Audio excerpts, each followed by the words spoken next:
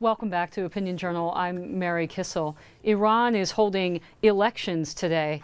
We know that's going on in Iran, but did you know that it's also happening here in the United States? Is this legal? Wall Street Journal assistant books editor Sohrab Ahmari is here with the news. Sohrab, I was just astonished when you came to me with this story.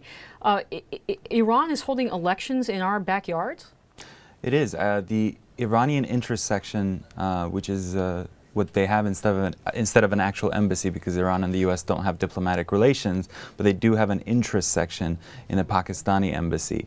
And that body is organizing elections in 19 polling sites in Oklahoma, in Portland, Oregon, across California, of course, because there's a lot of Iranian Americans in California, and Texas, Virginia, Queens right next door here. So there's polling going on. But who's manning these polls? Well, that's the thing. Iranian diplomats who are at the United Nations in Turtle Bay, they're not allowed to travel beyond this 25-mile radius that people say starts at Columbus Circle in Manhattan. That's actually a State Department regulation, because the State Department is authorized by federal law to regulate the movement of diplomats. So the diplomats aren't out in Oklahoma holding these polls. Who is? These are Iranian Americans who are close to the regime. These are lay people who are close to the regime, close enough to be trusted with this quasi-political role. And who's voting?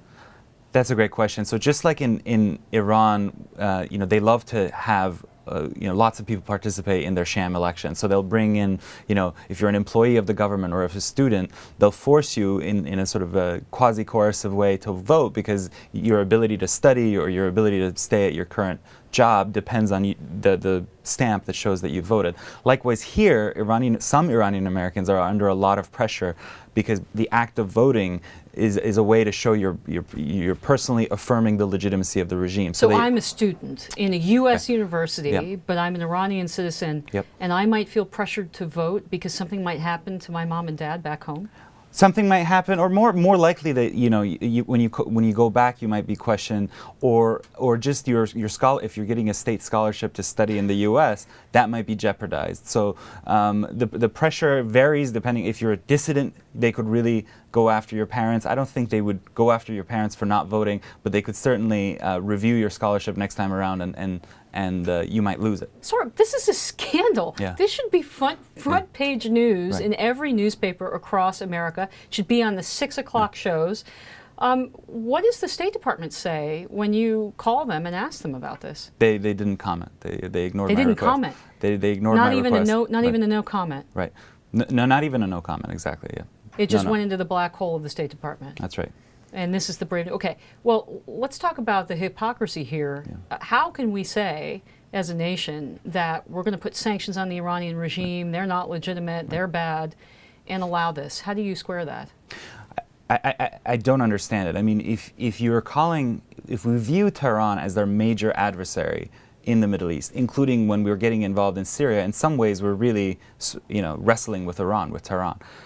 How can you try to isolate a regime like that over there and yet sort of just ignore what these, the Iranian Americans who are tied to the regime are doing? I mean, these are creepy types. These are people who obviously are comfortable enough with the regime to be entrusted with this role.